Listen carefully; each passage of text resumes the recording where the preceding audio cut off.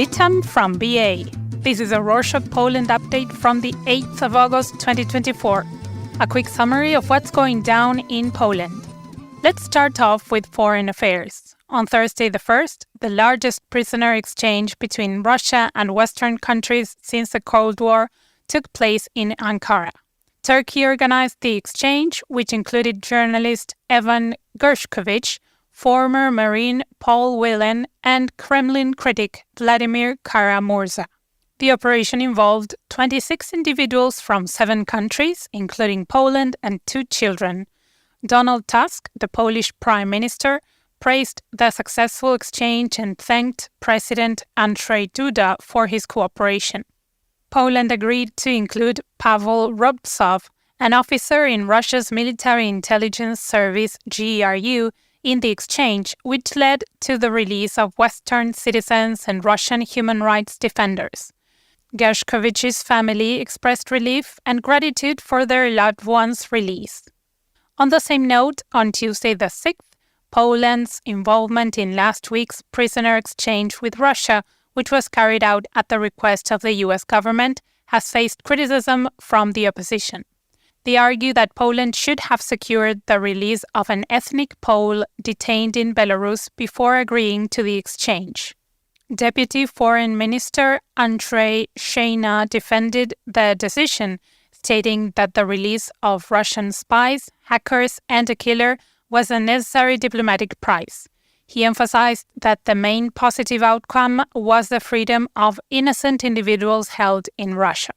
On Sunday the 4th, Poland renewed its travel warning for Lebanon, Israel, and Iran due to escalating security concerns. The Polish Ministry of Foreign Affairs asked Polish citizens to avoid travel to these countries and advised those already there to leave, highlighting the growing difficulty of departing from the region. Polish airlines canceled flights to Lebanon and Israel, and other carriers have also suspended services to Israel amid rising fears of a broader regional conflict. Recent violence, including the killing of key figures from Hamas and Hezbollah, has intensified concerns about potential further escalation. Speaking of security concerns, on Tuesday the 6th, Polish troops stationed in Iraq were attacked by a rocket on the Ain al-Assad airbase, which occurred on Monday night. The attack targeted the American section of the base and did not affect the Polish personnel there.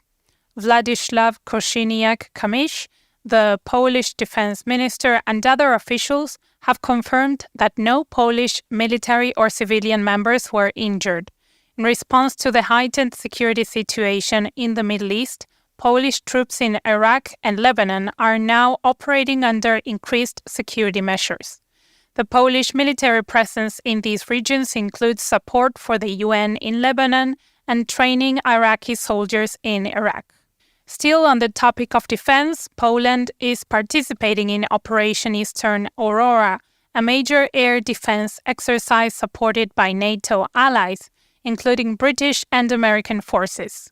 This operation is part of a broader strategy to strengthen the security of Polish airspace, particularly near the Ukrainian and Russian borders.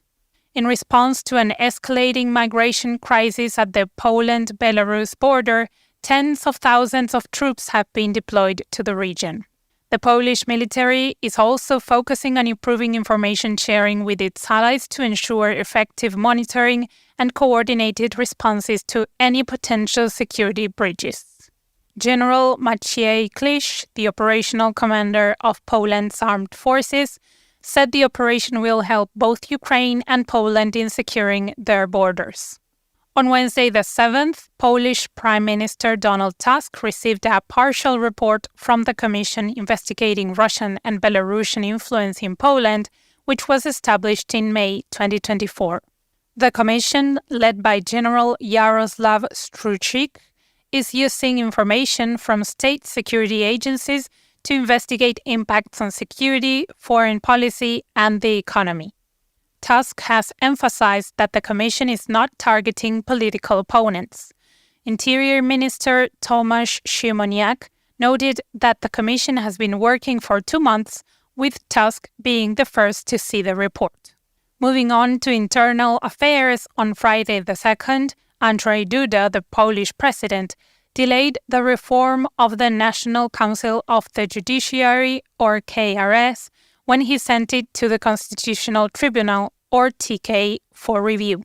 The Polish parliament recently amended the KRS law to reverse a previous reform which the Law and Justice, PiS, government did. The reform had politicized the KRS by having 15 of its members elected by politicians. The amendment restores voting powers to judicial circles but requires Duda's signature to become law. Duda's office said that the president raised constitutional concerns about the reform, questioning aspects of judicial independence and the appointment process. Justice Minister Adam Bodnar criticized Duda, accusing him of obstructing judicial independence and the rule of law. Now Duda has three options: to sign the legislation, veto it, or seek verification from the TK. The current government also accuses PiS of politicizing the TK. On Wednesday the 7th, the Polish government approved a bill that will provide monthly payments of 6,246 Polish zloty, about $1,580 to citizens who reach 100 years old, starting on the 1st of January 2025.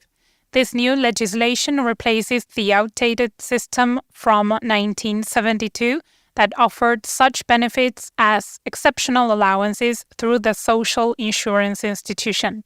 Under the new law, all Polish centenarians will automatically receive this payment, regardless of their pension status.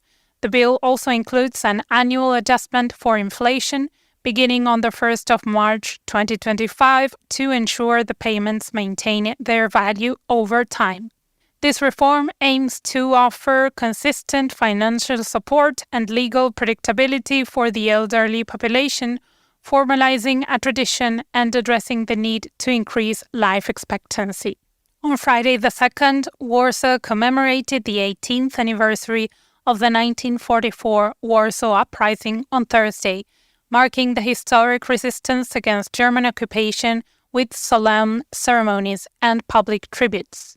At exactly 5 p.m., the city paused for a moment of silence as sirens rang out, while military aircraft flew over the city and crowds gathered to form a human sign of Polska Walcząca, which is a symbol of hope for regaining independence. Officials, including President Andrzej Duda, attended the event at the Gloria Victis Monument, honoring the insurgents who fought in the uprising that began on the 1st of August 1944 and lasted over 2 months, resulting in significant casualties and the near-total destruction of Warsaw. On Tuesday the 6th, Poland celebrated the 9th anniversary of President Andrzej Duda's first term. Over the past year, President Duda has conducted 30 international visits and welcomed 20 world leaders to Poland.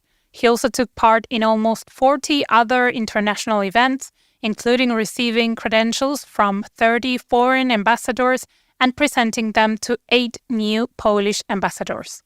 Additionally, he led 4 National Security Council meetings and 35 meetings with security services and made several promotions and appointments. In sports news, on Friday the 2nd, Iga Swiatek won the bronze medal in women's tennis at the Paris Olympics, becoming the first Polish player to earn an Olympic tennis medal. She secured the bronze and defeated Slovakia's Anna Karolina Śmiedlova with a score of 6-2, 6-1. On the 24th of July, Swiatek reached the semifinals but lost to Chinese player Qinwen Zheng 2-6, 5-7.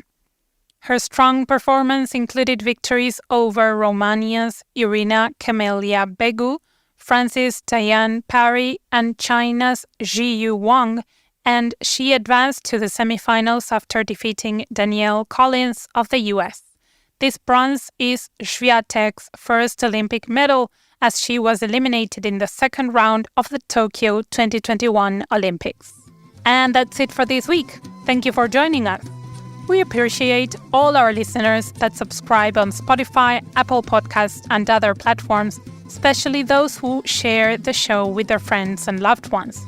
If you ever want to share an episode by sending a small MP3 file to someone through a messaging app, you can download every episode directly from our website at https://rorshok.com/Poland. Thank you. Do zobaczenia.